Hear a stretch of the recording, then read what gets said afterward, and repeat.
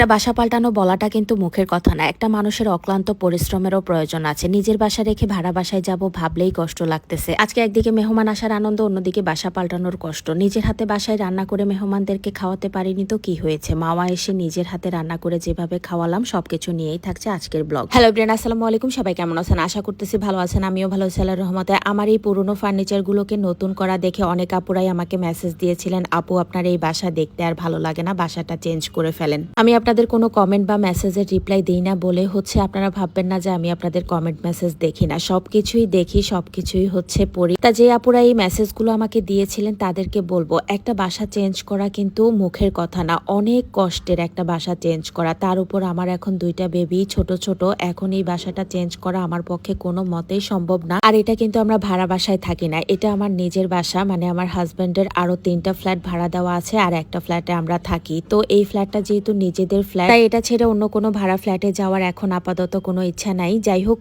আজকে পুরো বাসাটা গোছাবো, যেহেতু একদমই এলোমেলো হয়ে আছে। আর যেহেতু আমার এই রুমটা আমার মেয়েদের জন্য বানিয়ে দিব ভেবেছিলাম, তাই এই রুমটাতে অনেক অনেক কাজ আছে। আমি দেশে যাওয়ার আগেই সামনের রুমের পর্দাগুলো সব ধুয়ে পরিষ্কার করে রেখে গেছিলাম। আর এখন মনে হচ্ছে এই পর্দাগুলো সামনের রুমে একদমই মানাচ্ছে না, তাই সামনের রুমের পর্দাগুলো দিয়ে দিব। আজকে আমার সাথে এমনটা হবে আমি কিন্তু প্রথম থেকে একদমই ভাবিনি। সকাল থেকে আমি আমার কাজ নিয়ে অনেক ব্যস্ত ছিলাম, তাই কালকে অনেক কিছু রান্না করা ছিল, আজকে আর রান্নাঘরে যাইনি রান্না বান্না করার জন্য। এইদিকে চলে এসেছে আমার মেহমানদেরকে নিয়ে এখন কি করব আমি সেটাই বুঝতেছিলাম না। একদিকে হাতের কাজ, অন্যদিকে বাসায় মেহমান, তাই মেহমানদেরকে রুমে বসতে দিয়ে আমি আমার হাতের কাজগুলো শেষ করে নিলাম। এইদিকে আমরা সবাই মিলে বাইরে যাওয়ার জন্য রেডি হয়ে চলে আসলাম একটা রেস্টুরেন্টে খাওয়া দাওয়া করার জন্য। যেহেতু বাসায় কোনো ব্যবস্থা করতে পারিনি, তাই রাতের খাবারটা আমরা বাইরেই খেয়ে নিলাম। খাবার দাবার খেতে খেতে আমরা সবাই মিলে প্ল্যান করি আজকে আমরা মাওয়া যাব। যেহেতু ভাই বোন সব একসাথে হয়েছি, মাওয়া গেলে সময়টাও ভালো কাটবে আর আমাদের কাছেও ভালো লাগবে। তাই কোনো কিছু না ভেবে খাওয়া দাওয়া শেষ করে বাসায় এসেই রেডি হয়ে আবার বের হয়ে পড়লাম মাওয়া যাওয়ার উদ্দেশ্যে। আমরা বড় একটা মাইক্রো ভাড়া করেই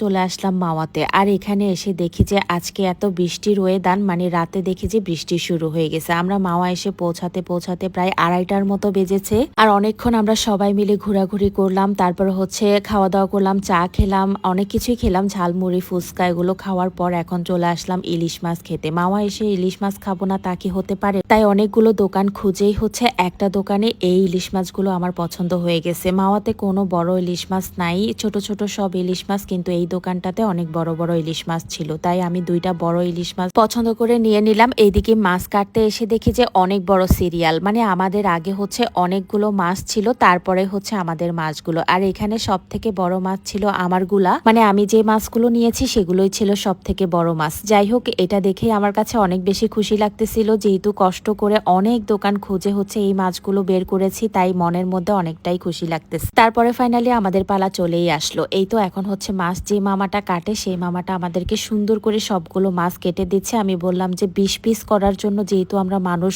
অনেকজন, সবাই মিলে প্রায় 15 জনের মতো আমরা খাবো। ড্রাইভার মামা না খেয়ে থাকবে এটা কি কখনো হয়? তাই মামাকে সহ হিসাব করলাম যে আমরা মানুষ 16 জন হয়েছি। এই তো সবাই মিলেই খাওয়া দাওয়া শুরু করে দিলাম। তারপরে আমাদের মাছগুলো ভাজি করতে নিয়ে আসলাম। আর এই দোকানটাতে অনেক ভিড়, মানে আমরা সিটি পাচ্ছিলাম না, এরকম একটা অবস্থা হয়ে গেছে। যেহেতু বাইরে বৃষ্টি হচ্ছিল, তাই এখানকার মানুষগুলো সব দোকানের ভিতর ঢুকে গিয়েছে। এই তো ফাইনালি আমাদের মাছগুলো ভাজি করা হচ্ছে। এমন একটা অবস্থা, আজকে মামাতে বেগুনই খুঁজে পাচ্ছিলাম না, মানে অনেক খুঁজে আমরা বেগুনও বের করে নিলাম। মামাদেরকে অনেক রিকোয়েস্ট করলাম যে বেগুনটা আমাদের যেভাবেই হোক লাগবে, মানে বেগুন ছাড়া ইলিশ মাছ আর ভাত খেতে একদমই ভালো লাগবে না। আর আজকের মতো বিদায় নিব, আল্লাহ হাফেজ।